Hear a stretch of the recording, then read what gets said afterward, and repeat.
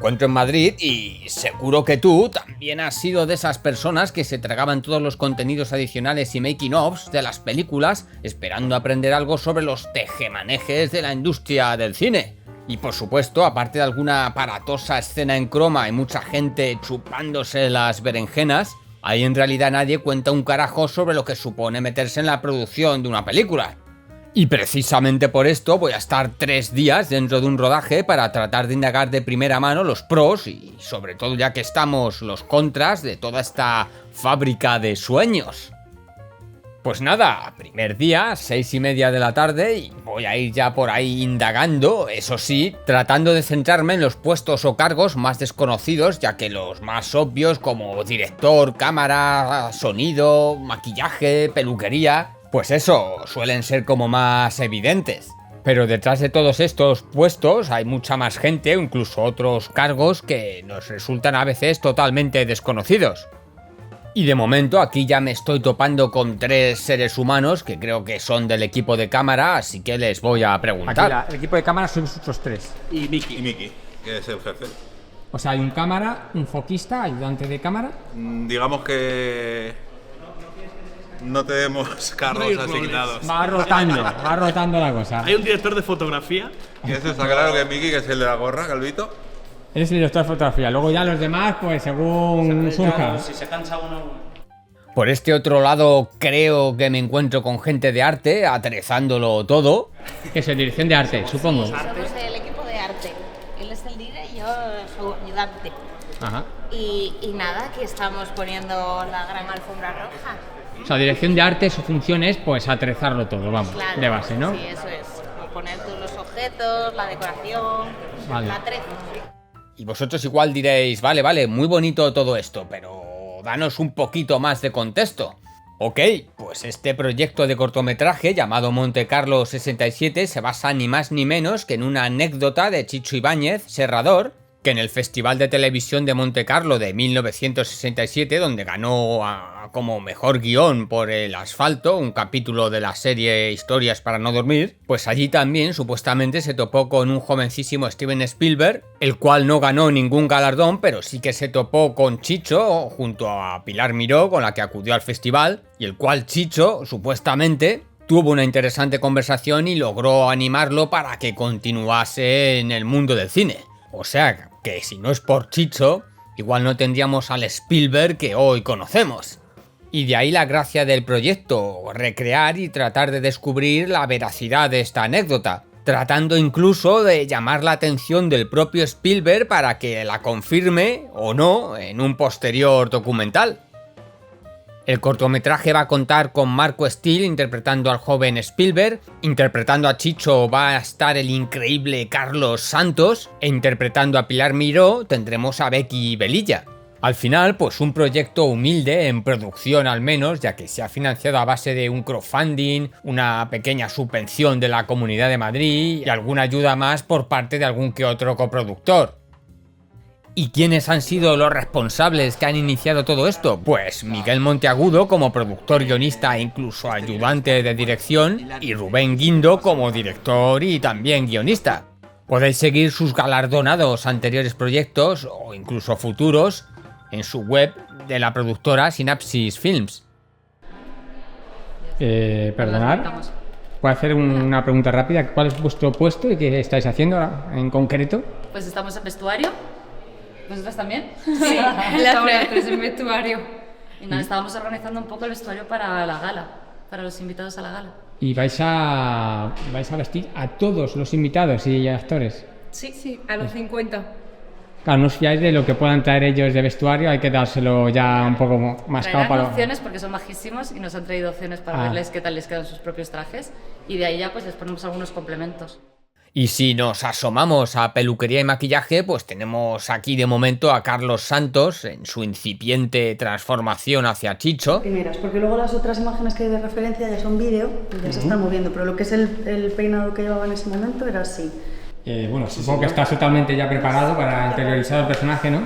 Bueno, teniendo en cuenta que ya lo he hecho en Historias para no dormir con Paco Plaza para Amazon, ya hice de Chicho, por eso aquí mi amigo Rubén pensó en mí. Ya he hecho de Chicho en una serie de Prime, en el reboot de Historias para no dormir, así que ya voy tranquilo.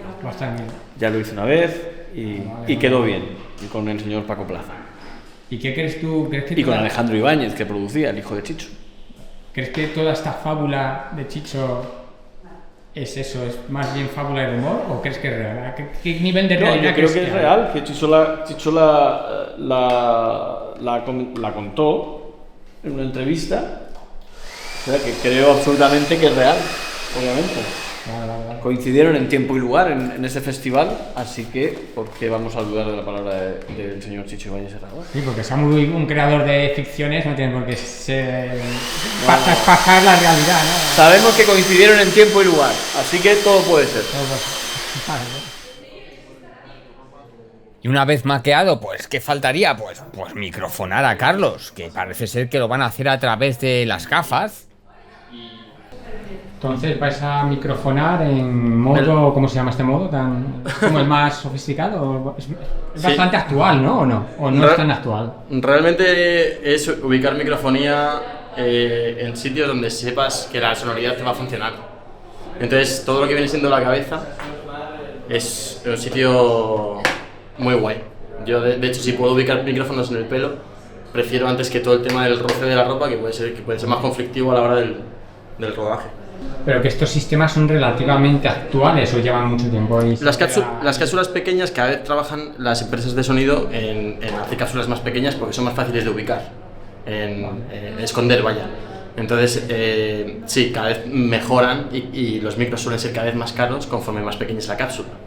Entonces, sí, igual. Sí, vamos. Y por lo que se ve, también están ya preparando a Becky como Pilar Miró y a alguna gente de figuración. Y de momento llevamos pululando como 2 horas, siguen microfonando a Carlos. Y aquí tenemos a Miguel, que en set hace la función de ayudante de dirección y que nos puede explicar exactamente qué coño es la función de un ayudante de dirección. Estar pendiente del plan de rodaje y que se cumpla. Que los tiempos del plan se cumplan. Y de liberar mucho al director. Se pone de agobio. Sí, porque en teoría eso puede ser trabajo del director, pero cuando ya la cosa se compleja mucho, pues hace falta un ayudante de dirección, porque el director no puede llevar todo eso. No da gasto. Claro, entonces pues se llama ayudante de dirección. Pero bueno, al final es el que lleva el plan de rodaje, el que lo hace y el que hace que se cumpla en set. ¿Veis? Este es el plan de rodaje que tiene que hacer cumplir el ayudante de dirección y que se ha empezado a las 6 y se debería de acabar como muy tarde, pues como ahí indica, en torno a las 4 o 5 de la madrugada. Y mirando el storyboard, pues ahora mismo se anda grabando la primera escena por ahí arriba y obviamente del plan de rodaje de hoy pues aún queda todo esto. Y en donde se está montando ya buena jarana es en la zona de vestuario porque anda llegando toda la gente de figuración. Y bueno, por maquillaje y peluquería están calzando unas melenas que lo está gozando la gente muchísimo. ¡Rodaje! ¿Ninguno camarero profesional? Ninguno. Pero la magia del cine consiste en esto. Aprendes habilidades que antes no tenías.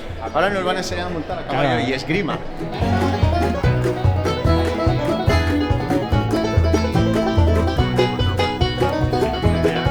Mira, va a ver qué... ¡Monty! ¡La figuración ya!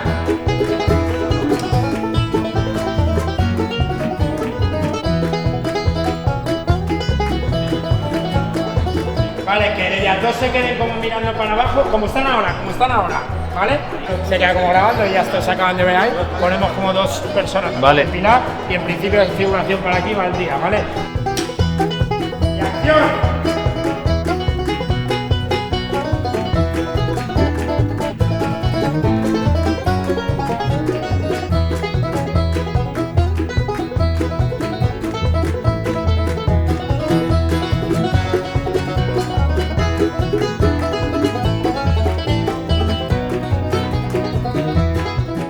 Hay un problemilla y es cuando empezamos a subir la escalera, conforme vamos subiendo, vamos descubriendo más la petaca que está ubicada justo en el mismo... No pasa nada porque en el momento que ellos empiezan a subir nos vamos a ir al plano. Eso es lo que quiero saber, que sepas que en este plano, cuando empiezan a subir a partir del tercer escalón, ya se empieza a descubrir más. O sea, la idea es Pilar, a Vicky Velilla, Pilar, bueno, el personaje de Pilar, ella está microfonada aquí en el cuello. Hemos puesto un alambre para separar un poco lo que viene siendo el micrófono de la piel. Pues se pone un alambre para hacer un poco de distancia en el vestido y luego la petaca va en el muslo. De hecho, por ejemplo, en algún plano que es más abierto o que se le descubren las piernas, hay que tener un poco de cuidado con la antena porque a veces se puede descubrir y hemos tenido que retocarla en algún momento. Pero bueno, está sonando bastante bien todo. Pues una cosa, tú como foquista estás enfocando a mano, o sea, tienes que seguir el movimiento de la cámara y enfocar ahí a mano. Sí, no voy con artesanía pura y dura. Artesanía pura y dura. Y es que en esta industria no será la primera ni última vez que una alta tecnología como los actuales sistemas de autofoco o incluso un mero cinturón acaben sustituyendo el trabajo manual y artesano. Y ya hablando más en serio, es que la entrada de la inteligencia artificial va a suponer un cambio disruptivo, o lo queramos o no, en esta industria, y que a ti como espectador probablemente no te afecte demasiado, pero a la gente que trabaja en esto es más que seguro que la va a joder vivo. Y aparte de todo esto, pues aquí ya son la 1:30 de la madrugada y quisiera yo saber por dónde vamos exactamente del plan de rodaje. ¿Por dónde vamos? O sea, ¿en qué horario estamos? Estamos en el horario que teníamos que estar rodando a las 12 menos 10 y es la 1:20. Vale, fetén. Así que... Bueno, lo suyo, es lo suyo. Vamos a grabar.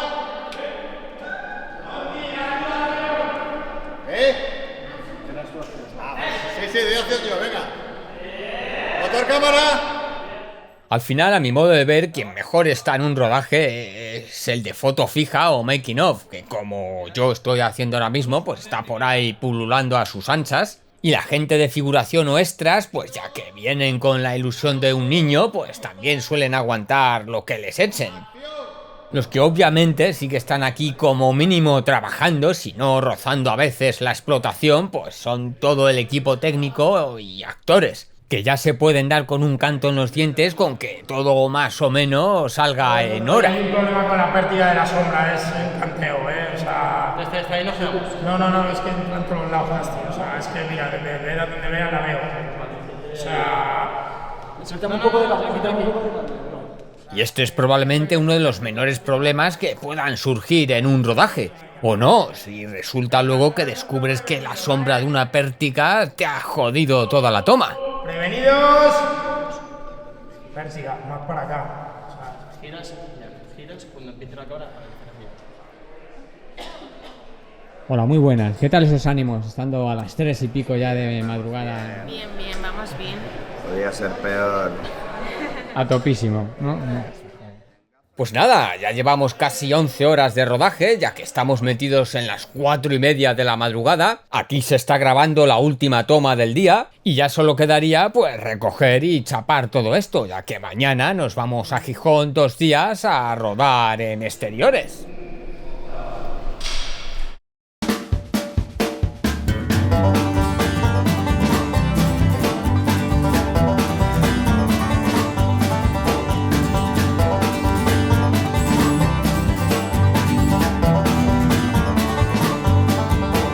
Pues ya estamos en Gijón, en pleno paseo marítimo. Ya que hemos visto un poco la dinámica de un rodaje, pues me voy a dedicar a preguntar a saco a cada cargo nuevo que me vaya encontrando.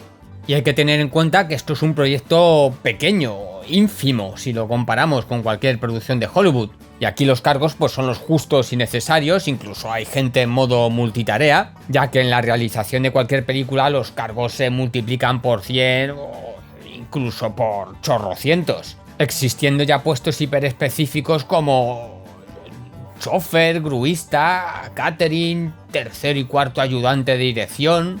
Vamos, que no hay más que ver los créditos de cualquier película. No, la idea era tenerlos aquí y dejarlos aquí un poco, tenerles grabar cuando se dan la vuelta, pero ese dar la vuelta ya tenerlo en un planito más cerrado. Y ya que tengo por aquí abajo a dirección de arte, pues le voy a preguntar sobre el tema de la intromisión de las marcas en el mundo cinematográfico y la publicidad implícita o a veces totalmente explícita y hasta qué punto realmente ayudan y financian al mundo del cine. Se llama product placement, de hecho, es súper habitual, o sea, quiero decir, es lo típico de al margen de que directamente sea una publicidad de un producto en concreto, sino que en una película, por motivo X, aparece, yo qué sé, leche Puleva. Evidentemente, eso está ahí contratado, o sea, está pagado para que eso esté así ahí.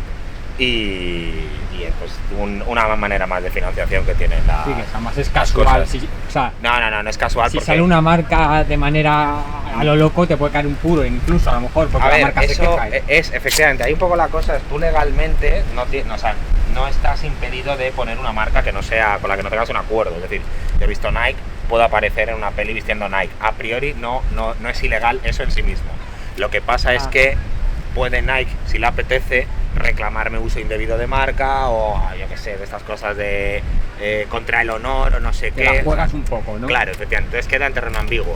¿Qué pasa? Pues que la gente ante la duda no hace nada. Y un caso de esto es muy típico, es por ejemplo el de Apple, que Apple por ejemplo ahora ya no tanto, pero antes era lo típico de que tú veías un ordenador que claramente era un Apple con la manzanita tapada con una pegatina que es absolutamente identificable, que es Apple, pero como estaba tapada la marca, tal no sé qué, y ahí jugaba Apple a ese doble juego de está todo el mundo haciéndome publicidad gratis, yo no estoy pagando a nadie, no estoy demandando a nadie, entonces es como un secreto a voces que puedes usar mis productos pero no te voy a demandar, o sea, eres tú que quieres sacar a Apple. Por la cara tú le quieres dar publicidad para hacerte el guay, claro, joder, ya me hombre, parece si tengo un ordenador, tengo un decorado, tengo a un diseñador gráfico, si quiero que sea guay le voy a poner un Apple. Yo pensé que se dejaba un pastizal también por estar puta marca en todos lados. No, o sea, de hecho, joder, tú normalmente lo que haces es lo que te digo, es buscar el patrocinio, buscar a la marca y decirle, oye Nike, tengo una peli de deporte, vísteme a todos los actores de Nike y me enchufas dinero y me financio así. Ya. Joder, pues al final casi peor de lo que pensaba. Y la verdad es que yo me pondría muchísimo más peliagudo con las preguntas, pero también es cierto que quizá no sea momento ni lugar, en pleno rodaje, el andar sacando asuntos como la financiación en general y subvenciones, hasta qué punto compensa estudiar cine a día de hoy, el machismo o incluso cuántos Harvey Weinstein hay en el cine español, el cómo muchas películas llegan a buen puerto no precisamente gracias a sus directores, actores o actrices, el melón de los premios y festivales. Vamos, que puede ser un no parar. Si os interesan todos estos temitas, darle a like o dejármelo en comentarios y ya trataré de engatusar a gente del equipo a ver si les puedo hacer entrevistas más en profundidad, soltando mierda. Y es que en un rodaje siempre surgen cosas y fuegos que apagar, como por ejemplo cuando inviertes en los transmisores entre cámara y combo más caros y luego resulta que fallan más que una escopeta de feria. No lo hemos usado. Porque el último que me alquilaron para 893, como el más caro, que este vale para kilómetros y a los 20 metros ya estaba dando fallos. O sea, cuanto más inviertes, menos funciona. Sí, eso como no funciona. Ellos te lo venden como que es mucho mejor. Pero luego a la hora de hasta los 4.000 pavos, claro, te jodes, vamos. Y luego ya de un coche a otro, o sea, de aquí a aquí, ya nada. Ya no funcionaba. Ya empezaba la imagen. Ya eso nunca. Y mientras se va todo apañando, aquí tengo a Elena, que es la script, y a ver qué me puede contar. Bueno, me puedes explicar tú la script, ¿no? Yo soy la ¿Y script. en qué consiste ser script exactamente? ¿Cuáles son los tejemanejes? Pues mira, básicamente el trabajo consiste en controlar la continuidad en este caso del corto. ¿Por qué? Grabamos por secuencias diferentes, grabamos tomas diferentes y en todo momento no tienen que apreciarse los cortes, no tiene que apreciarse que ha pasado el tiempo entre que hemos grabado una cosa y otra. Entonces todo debería tener como una continuidad de gestos, de vestuario, maquillaje, peluquería. Por ejemplo, el caso ese, tienes un vaso con bebida, el personaje ha bebido durante, pues si se vuelve a reiniciar la escena, se tiene que volver a llenar. Ya sea para la misma repetición de toma o incluso desde otro ángulo, tiene todo que ser calcada de una vez para otra.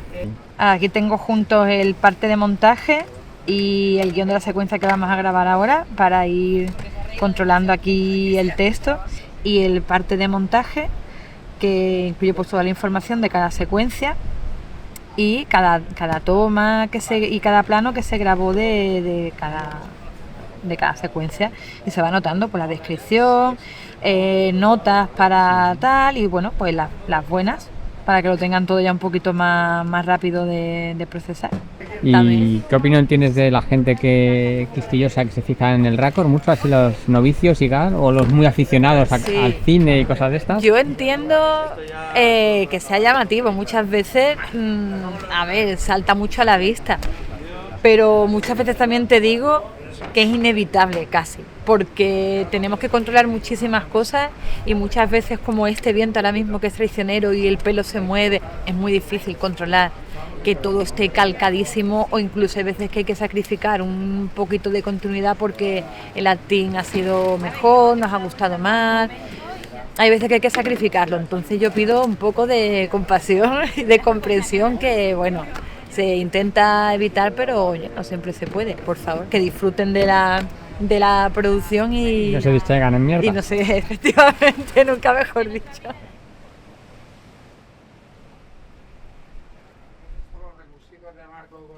Y el director de fotografía pues también tiene sus umpalumpas que logran que luzca el cine como se merece. O sea, un puesto también bastante desconocido, aunque se intuya que viene a ser el equipo de eléctricos capitaneado por el gaffer. Ahora mismo me está tocando hacer de gaffer. La labor del gaffer es ejecutar las órdenes del director de foto a la hora de colocar luces en las posiciones que ha pedido el director de foto, luces, banderas, bueno, arreglar la escena para que esté adecuada para empezar a rodar. O sea, que traducido al español sería una especie de jefe de eléctricos o algo así. Ese puesto ese sería el puesto televisivo, jefe de eléctrico. Bueno, sí, sería jefe de eléctrico. Podría equivaler, o sea, sería jefe de eléctrico, sí, efectivamente. Pero en cine se suele llamar gaffer, en televisión se suele llamar más jefe de eléctrico. Y lo del Best Boy, que también a veces resuena mucho, y la gente tiene la creencia como de que el Best Boy es el chaval para todo, un recadero para... Sí, a ver, el Best Boy no deja de ser pues una especie de auxiliar. Pero no forma parte, porque me dijeron por ahí que era... De cámara. De cámara, sí. Forma parte más bien del equipo de cámara. Digamos que es un chaval que está aprendiendo y que lo mismo echa una mano a maquinistas, que echa una mano a luces, que echa una mano a cámara. Vale, sí. O sea que pero no sería un meritorio. Best Boy como tal no lo sabemos usar mucho en España. Es más americano, es un puesto más americano. ¿Y recordáis que antes estábamos hablando del tema del récord? Pues fíjate que justo ahora se está dando ese problemilla. Esto puede ser cualquier cosa, con esto desenfocado. Pero escucha, ¿por qué no le decimos a Gonza que tape por lo menos lo de Gijón? Pues sí, no se ve, tío. Es que luego, tío, cuando estás en una pantalla de 58 pulgadas, como pasaba con los coches y ya... ¿Veis? Es que resulta que esta es la bandera de Mónaco y justo esta que se vería ahí como muy de fondo en el plano, la de Gijón. Muy similares, pero bueno, siempre habrá alguien que... Con una mascarita de desenfoque, un poquito más y fuera. Es que ni siquiera se va a ver. Yo creo que no hay que... Se parece mogollón al escudo de Mónaco, por casualidad la vida. Todavía sigue la discusión con la banderita de Mónaco, que se ve hiper de fondo, vamos. Pero bueno, es que encima es parecida. Que justo está hablando del récord, la gente quisquillosa con el récord. Igual se pone a hacer hiper zoom. A ver quién es el capullo que se fijare. La bandera. Le voy a dar un premio. Le voy a dar un premio, un Oscar, por el gilipollas de turno. Hijo de puta el hijo de puta del récord. Y entre toma y toma, pues siempre resulta que hay bastantes tiempos muertos para helarse de frío, combatirlo haciendo el ganso o preguntarle a la gente de producción sobre el dinero. ¿Y cómo se manejan y gestionan en este tipo de producción los cuartos? Bueno, pues yo soy el director de producción del proyecto y digamos que por encima tengo al productor ejecutivo, que es Gerardo de las Morenas, y luego pues en mi equipo también está Samantha, que es la jefa de producción, y luego por debajo un poco están... En este rodaje hemos querido considerarlos a todos, digamos, ayudantes, que está tanto Elías como las dos Saras. Entonces digamos que tenemos a los tres un poco por igual. Entonces el productor ejecutivo pues sí que está un poco también supervisando el tema de números, pero al igual que lo hago yo. Y nosotros aquí pues tenemos un presupuesto que no voy a concretar, pero que, o sea, no habría problema en decirlo, pero que digamos que viene de varias vías. La primera vía es un crowdfunding, que el crowdfunding sí es cierto que está un poco más movido por una de las 3 productoras, que es Synapsis. Luego tenemos el ayuda de la Comunidad de Madrid, y esto se ha hecho un poco a través de la productora de Claqueta Blanca. Y luego tenemos otra tercera productora que también ha hecho su aportación económica por otro lado. Y nada, con este presupuesto que se me planta, pues a mí se me dice que hay ciertas partidas que tienen que ser estos números y el resto pues es un poco cuadrar. Digamos que nosotros somos un poco el trabajo escondido que hay, que muchas veces no es muy agradecido, pero bueno, el equipo técnico sobre todo lo agradece, y la gente que curra en el sector y tal siempre lo agradece. ¿Hay premios a jefe de producción o algo así? No, ¿no? A dirección de producción sí que hay premio, sí. A lo mejor rápido, como curiosidad, del grosso del presupuesto, ¿en dónde se ha ido más presupuesto, algo acá? Sí. Y menos, un poco en orden así rápido. A ver, en este tipo de proyectos, en cortometrajes, normalmente todos hacemos un esfuerzo económico. Y dentro de lo que es un estándar de que más o menos todos mantenemos al mismo nivel de cobrar, que es algo bastante bajito, la verdad es que los sueldos sigue siendo gran parte del presupuesto. Podría decir que por lo general suele ser un tercio. Luego, por ejemplo, pues aquí en este proyecto pues se tira un poco de favores, porque el equipo de cámara y de foto pues también tiene material propio, entonces lo ceden para el proyecto sin necesidad de alquilarlo. Pero si no, por ejemplo, foto suele ser una partida que se va mucho dinero. O sea, en otros proyectos a lo mejor siempre se deja un poco más de lado vestuario. Pero claro, aquí Vestuario está rodando un proyecto que es ambientado en el año 67 y encima en una gala de etiqueta de un festival. Pues ahí se te va mucho dinero. Y luego, sobre todo, el viajar fuera se va mucho dinero. Claro, son como un cúmulo de acontecimientos y de encaje de bolillos, que lo que sucede es esto. Entonces es como mucho ajedrez, y dentro de eso, encajando todas las piezas entre producción y dirección, pues eliges lo más óptimo con toda la cantidad de condicionantes que puede llegar a haber. Que es un corto, pero hay infinidad de ellos realmente. Pues nada, esto ha llegado a su fin, y la gente a estas horas y por el frío pues quizá anda un poco pasada de vueltas, pero la más de feliz porque se ha realizado un gran trabajo y además se está grabando ya la última escena. ¿Y qué conclusión he sacado yo de todo esto? Pues que la industria del cine es una industria pues maravillosa, una jodida fábrica de sueños, pero también muy sacrificada y con muchas aristas que nadie te muestra. Y es que, joder, el cine no es mero entretenimiento, es el último refugio de lo imposible. Es donde los cobardes pueden sentirse héroes por un instante y los amantes buscar planos secuencia de ese amor que nunca tuvieron. Si es que incluso te arrastra por territorios emocionales que jamás recorrerías. Solo en el cine se puede mirar la catástrofe con palomitas. Y puede ser pretencioso, comercial, manipulador, pero también ser esa película de serie B que te cambie la vida. Y a pesar de todo lo que se nos viene de algoritmos e IAs, el cine es resistencia, es ritual, es memoria colectiva, es la prueba de que todavía podemos crear catedrales en la era de lo digital.